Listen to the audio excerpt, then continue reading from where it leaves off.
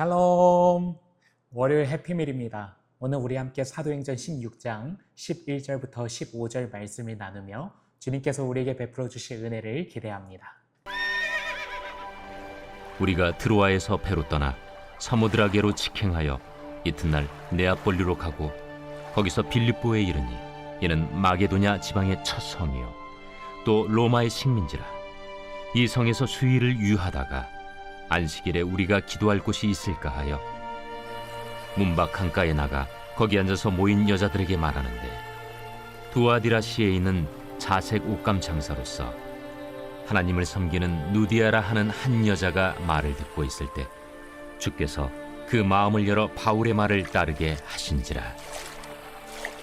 그와 그 집이 다 세례를 받고 우리에게 청하여 이르되, 만일 나를 주 믿는 자로 알거든 내 집에 들어와 유하라 하고 강권하여 머물게 하니라. 바울은 2차 전도 여행 코스로 소아시아에서 복음을 전하고 싶었습니다. 그러나 성령과 예수의 영이 이를 가로막았습니다. 이로 인해서 바울 일행은 방향을 잃게 됩니다. 그러던 중에 바울은 마게도냐로 오라는 환상을 보게 됩니다. 마게도냐는 유럽입니다.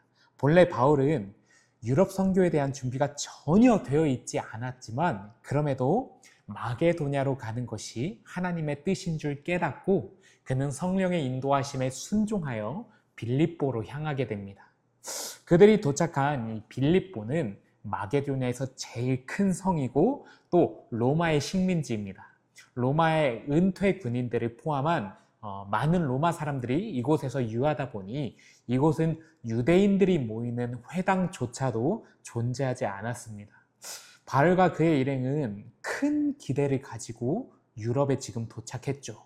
소아시아로 가려는 방대한 계획을 세웠는데 이것을 다 취소시키고 주님께서 환상까지 보여주시며 유럽으로 오라고 하셨으니 여기엔 분명히 엄청난 하나님의 뜻과 또 놀라운 사역들이 기다리고 있을 줄 알았을 것입니다. 근데 정작 여기 도착해 보니까 현실은 어떻습니까? 유대인 회당조차도 없으니 유대인들을 만날 이 접촉점이 없는 겁니다. 그동안 바울의 사역은 거짐, 회당에서 유대인들을 대상으로 진행되었고 또 큰 부흥과 하나님의 역사가 곳곳에 있었습니다. 12절 말씀을 보면 그들은 그러한 상태로 그곳에서 수일 동안 유했다고 기록되어 있습니다. 이럴 때 제일 중요한 것은 결국 기도입니다. 우리가 준비하고 또 예측한 대로 되지 않을 때 초조하게 기다리고 불평할 것이 아니라 기도하는 것이 진정한 준비입니다. 그래서 이어서 13절을 보면 바울 일행은 안식일에 그곳에서 회당이 없기 때문에 그 기도할 곳이 있을까 하여 거기 강가로 향합니다. 마침 그곳에서 기도하고 있던 여인들을 만나게 되고 바울은 그 여인들에게 말씀을 전하게 됩니다.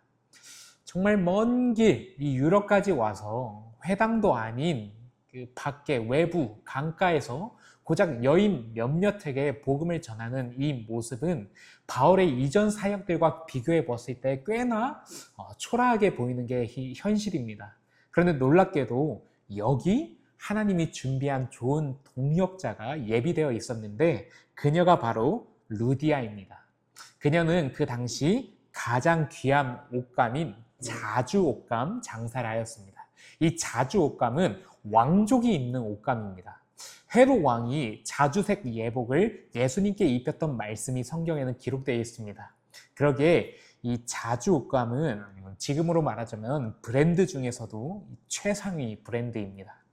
성령님의 인도하심으로 만난 이 루디아는 유럽의 첫 회심자가 되고 그리고 그녀의 가정은 유럽의 첫 교회인 빌립보 교회가 되고 더 나아가서 루디아는 바울의 사역에 지속적으로 든든한 후원자가 되었습니다. 사실 이거는 바울의 계획에는 없었던 일입니다. 빌립보에서 바울이 정말 어떻게 전도해야 할지 어떻게 시작해야 될지 모르다가 성령님께서 놀라운 일을 이루시는 것을 바울은 경험하게 됩니다. 이 모든 것은 성령님께서 하셨습니다. 14절 말씀을 보면 루디아의 마음을 주께서 성령님께서 열었다고 말씀하고 있습니다. 바울은 처음에는 아시아로 가고 싶었지만 하나님께서는 그 길을 다 막으시고 그를 유럽으로 마게도냐로 인도하셨습니다. 그리고 그의 평생에 아주 든든한 조력자인 루디아를 만나게 하셨습니다. 때로는 우리의 앞길이 막힐 때가 있습니다. 우리가 아무리 계획을 세우고 준비를 한다 할지라도 하나님이 허락하지 않으시면 그 길은 막히게 되어 있습니다. 그리고 내가 생각했던 것과 전혀 다른 길을 바라보게 하십니다. 그때 우리가 기억해야 하는 말씀은 바로 잠언 16장 9절입니다. 사람이 마음으로 자기의 길을 계획할지라도 그의 걸음을 인도하시는 이는 여호와시리라. 아멘. 우리의 생각이 아니라 하나님의 뜻대로 나아갈 때 우리의 삶이 비로소 완벽할 수 있습니다. 이 말씀을 의지해서 우리의 생각을 내려놓고 우리보다 완전하시고 또 실수가 없으신 하나님이 열어주시는 길로 힘있게 나아가는 저와 여러분 되시길 소망합니다. 우리 이 시간에는 오늘 하루 선한 영향력을 끼치기 위해 결단과 적용 내리는 시간 갖도록 하겠습니다. 먼저 첫 번째는요, 주님께서 나의 앞길을 막으셨던 적이 있으십니까? 이후 어떻게 인도하셨습니까? 주님만이 우리의 선한 목자이시며 인도자이심을 기억하길 소망합니다. 때에 따라 양에게 필요한 푸른 초장과 쉴만한 물가로 인도하실 줄 믿습니다. 우리 이 시간 함께 기도드리겠습니다. 하나님 아버지 감사합니다. 하나님은 우리의 선한 목자 되십니다.